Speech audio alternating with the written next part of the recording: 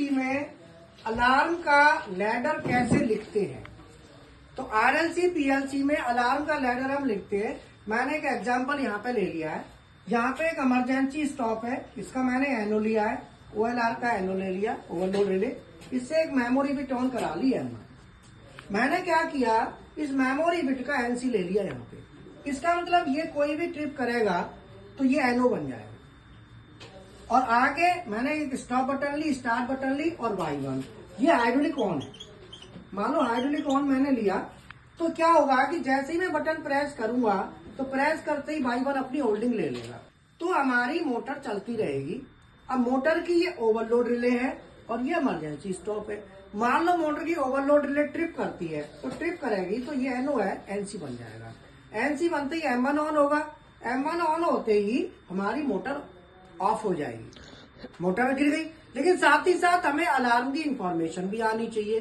तो इंफॉर्मेशन के लिए क्या करेंगे हम, यहाँ पे हमें वो चाहिए HMI पे। मान लो तो HMI पे चाहिए तो हमारा जैसे X0 है, ओवरलोड रिले X10।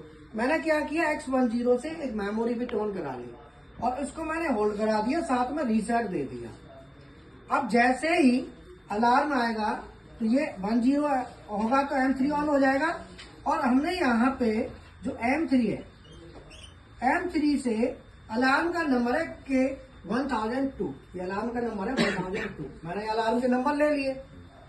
तो ये फानुक के हिसाब से है, फानुक की सीएनसी के हिसाब से। फानुक है ना, फानुक में होता है ऐसे डेल्टा, किसी में भी आप बना सकते हैं। तो फानुक में ऐसे चलता है, डेल्टा मित्सुबिशी में भी हम उसमें भी डिजाइन कर सकते हैं। तो हमने क्या किया, 1002 को D0 डाटा रजिस्टर में मूव करा लिया।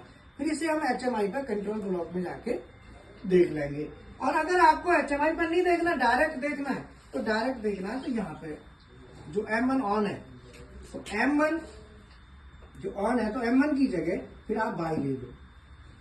ये M1 ही रखो और मैंने M1 से, तो M1 का तो इंडिकेशन आएगा नहीं पैनल पे, तो M1 की जगह फिर हम Y लेंगे।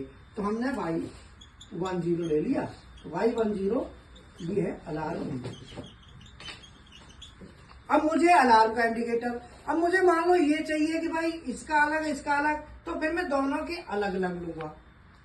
इमरजेंसी का अलग लूंगा और इसका अलग लूंगा। मुझे कंबाइंड आता है तो कंबाइंड मैंने ये ले लिया। समझ में आया ना। अगर मैं लैडर में दोनों का अलग चाहिए तो इमरजेंसी का लैडर अलग और ओएलआर का लैडर अलग। अब ये लैडर आपने लिखना है पीएलसी में और उसके बाद